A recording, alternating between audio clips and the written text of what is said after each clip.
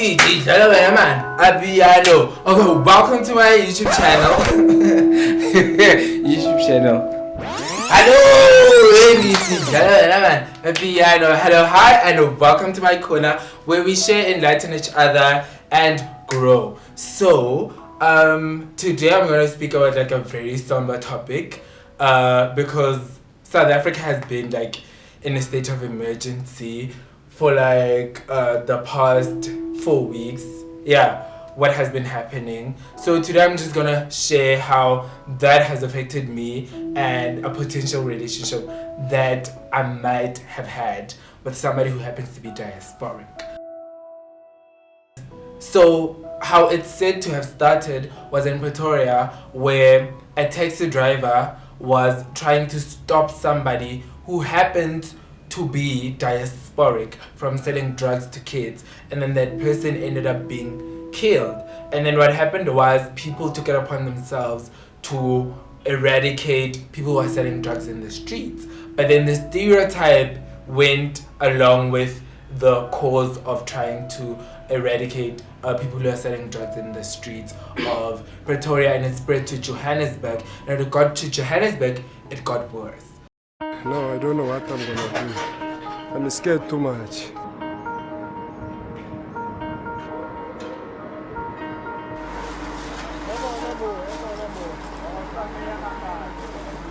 They bought the shop on Sunday. Then in the afternoon again, they went upstairs again and put it on. Put another fire again. To see how heartless somebody is. You bought this place, it's not enough for you. You still go back again. Show me the love. Tell me, how does love and goes in there? There's no brotherly love there. We are all one Africa. Before like the strikes and everything erupted, I met a guy who happens to be Namibian, and what happened was he approached me, asked for my numbers, I gave him my numbers, and then this other day we had planned lunch at his place. So he was gonna cook for me, he was gonna buy the food and all of that. But what happened was I left from school to my place to prepare to go to his place. And then while preparing, I get a call, and it's from a random number. But he's the one who's speaking on the phone. It's like, hi, how are you? Something just happened to me. No, actually, yeah, something just happened to me. And I panicked, right? I got to his place, and then he told me a whole story. So he lives in CBD, and it's a diasporic community. So a community that is made up of people who are not of South African descent, but like who are of African descent. And then what happened was he told me that these people who happened to visit the place that he used to stay in, saw him every single day.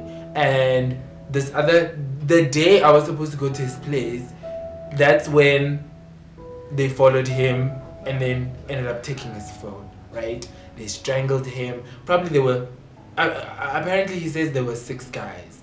And then they strangled him and stuff like that. So, I was shocked because I've never been mugged or anything. So seeing him in a state, he was devastated. Seeing him in a state was like,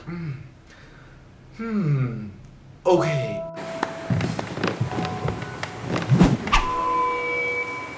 Like, it made me uncertain of certain things, which I'll tell you more about as the video goes on. And then cool. After that, it was like a long spectrum of things changing, him wanting to move out and stuff like that. And for me, it was like I just found a potential boyfriend, but at the same instance, these things are happening to him and are threatening his life. He has to move further to Midrand, but like moving to Midrand for me means I'll have to see him at certain points and at certain times, and like Sabawela or cuddles. So I can't just go to Midrand for cuddles because I'm a student and I need to fetch my life. Fetch your life, go and be alive. But you need to do what needs to be done.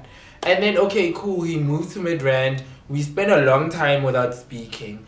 And then but after that, we were supposed to meet Monday. But then because I didn't know of what was happening in Joburg in terms of Afrophobia and people attacking foreign nationals shops, I was like, yeah, let's meet at this time. Okay, cool. I leave my place without my phone. No, I left my place with my phone. I get there and the vibe is very awkward.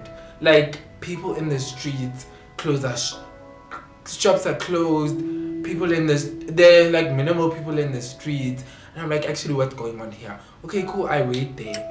Mina Goyana. Because I value my time, number one. So I wait there for like 1 hour, 30 minutes. He doesn't take so call. I leave, I come back. And then sharp, eventually he texts me when I get to my place, probably after an hour. And he's like, no bruh, the streets are not safe. And then I went on him.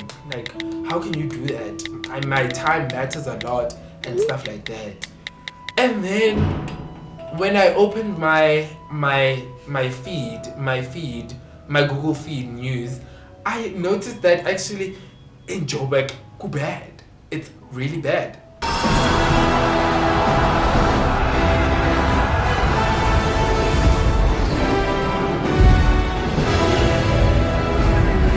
Okay, cool. I apologized to him, but at the same instance, I'm like, will I ever be able to meet you in public? Number one.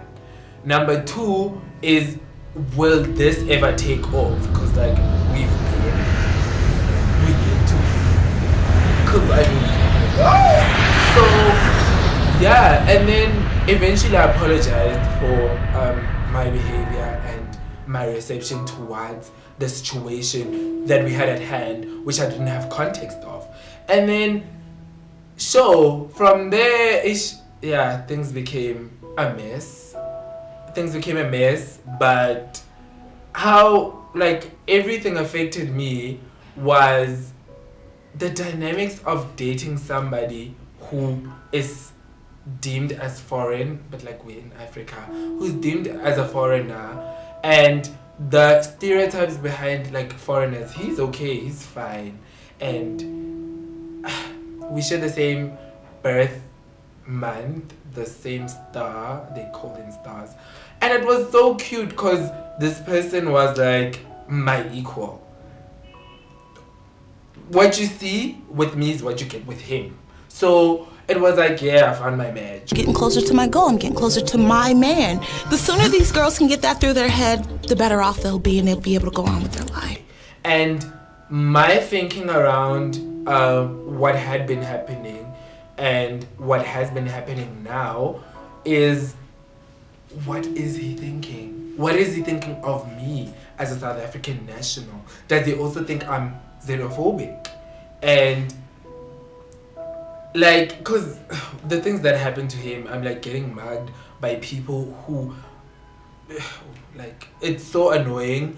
But my thing is, what happens externally influenced how our relationship dynamics worked. Because it could have been nice to have a relationship with this person.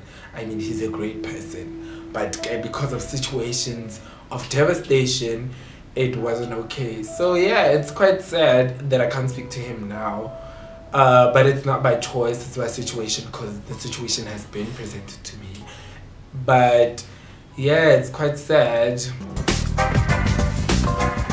I'm sorry, it just hit me just now. I just want to speak against xenophobic and Afrophobic attacks. Attacking shops by foreign nationals is very wrong. They're not taking your jobs. Can you fix a phone, When can you fix a phone? Can you find a lost lover? Exactly. Can you find a lost lover? Can you enlarge a penis? Can you enlarge a penis? You can't enlarge a penis. So I stand against homophobia. I stand against Afrophobia, and phobia and genocide in general. Abuse is wrong, and you can't fix a phone. You can't enlarge a penis. So from Can you fix a laptop screen? Can you fix a laptop screen? Can you sell earphones? Can you make earphones? Hello. So yeah, from me, Skumbuzo Obvious Omale. Till next time, I'm out, mate.